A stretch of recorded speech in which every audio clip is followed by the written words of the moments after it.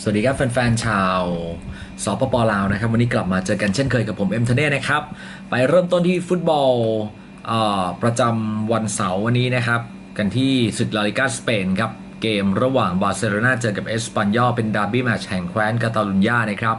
บาร์เซโลนาทีมจ่าฝูงครับเอสปันยอลอันดับที่13ของตารางนะครับคู่นี้เฮดทูเฮดเจอกันเนี่ยก็ต้องยอมรับเป็นศึกดาร์บี้แมตช์บางครั้งก็สกอร์ท่วมท้นบางครั้งก็เสมอแบบโนสกอร์นะครับ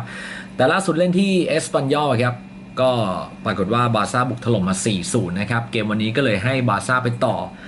2.25 นะครับก็เอาง่ายๆตีไป 3 ลูกแล้วกันนะครับต้องชนะให้ได้ 3-0 หรือ 4-1 นะครับบาร์ซ่าฟอร์มยังคงถือว่ายอดเยี่ยมอยู่เหมือนเดิมนะครับเกมล่าสุดก่อนพักเบรกทีมชาติถล่มเรอัลเบติสไป 4-1 ก่อนหน้านั้นก็ยิงลียง 5-1 รายโย 3-1 ประมาณนี้นะครับขณะที่เอสปันยอลเองก็ยังไม่อยู่ในฟอร์มที่โดดเด่นนะครับ กลายเป็นว่าชนะแค่เกมเดียวเสมอ4แล้วก็เสมอ3แล้วก็ล่าสุดนะครับก็เล่นในบ้านแพ้เซบียาใน 0-1 นะครับแม้ว่าเอสปันยอลยังอยู่ในฟอร์มที่ไม่ดีเท่าไหร่นะครับแต่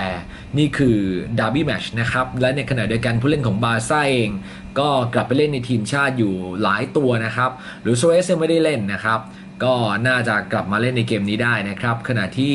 นักเตะตัวอื่นเองเนี่ยก็อาจจะมีความล้าอยู่บ้างขณะที่เอสปันยอลวันนี้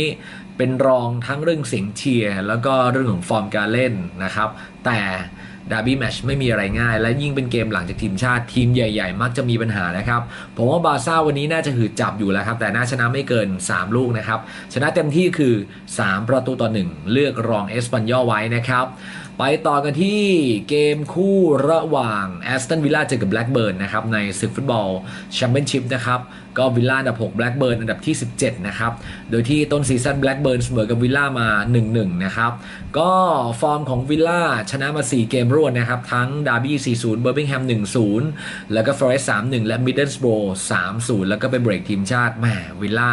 จะดรอปหรือเปล่าไม่รู้นะครับแต่ฟอร์มในบ้านเนี่ยชนะ8เสมอ8แพ้3แพ้ยากครับแต่ออกเสมอก็เป็นไปได้ขณะที่แบล็กเบิร์นเองก็ฟอร์มหลังก็ออกทะเลนะฮะแพ้3ชนะ1เสมอ1เกมล่าสุดก็แพ้เชฟเวนมา 2-4 นะครับก็งานนี้น่าสนใจอยู่ตรงที่ว่าแอสตันวิลล่าเองฟอร์มกำลังฮอตแบบนี้เนี่ยบอกเลยว่าแบล็กเบิร์นอาการน่าเป็นห่วงน่าจะไม่รอดเงื้อมือแอสตันวิลล่านะครับดีไม่ดีอาจจะชนะได้ด้วยสกอร์ 2-1 หรือ 3-1 ผมเลือกเชียร์ทีมต่ออย่างแอสตันวิลล่านะครับและปิดท้ายด้วยเกมระหว่างเลสเตอร์เจอกับบอร์นมัธอันดับ10เจอกับอันดับที่12นะครับค่อนข้างสูสีครับเลสเตอร์เป็นต่อ 0.5 นะครับเป็นการล้างแค้นที่ดีของเลสเตอร์ครับหลังจากที่ต้นซีซั่นพลาดท่าแพ้บอร์นมัธมา 4-2 นะครับตอนนี้เปลี่ยนกุนซือแล้วมาเป็นเบรนท์โรเจอร์สผลงานดีขึ้นตามลำดับนะครับชนะฟูลแลม 3-1 ชนะเบอร์ลี่ 2-1 เหมือนเจอระบบการเล่นที่เหมาะกับทีมแล้วนั่นคือระบบ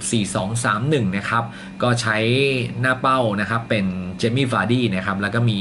ตัวทีเด็ดอย่างพวกเดมไรเกรย์แล้วก็ฮาวิบานนะครับแนวรับก็มีแฮร์รี่แม็กควายนะครับขณะที่บอร์นมัธเองก็ถือว่าค่อนข้างฟูลทีมครับโจชัวคิงคาร์ลวิลสันเป็นตัวทีเด็ดในแนวรุกคุณมีโอกาสเสมอสูงก็จริงนะครับแต่ผมเชื่อว่าตอนนี้เลสเตอร์กำลังต่อติดและกำลังมั่นใจน่าจะเป็นฝ่ายเปิดบ้านเอาชนะบอร์นมัธไปได้นะครับด้วยสกอร์2-1จากลูกยิงของเจมี่วาร์ดี้1ใน2ลูกแน่นอนนะครับเป็นไงล่ะดูมั่นใจนะฮะอย่าลืมครับสมัครสมาชิกแล้วก็เข้าไป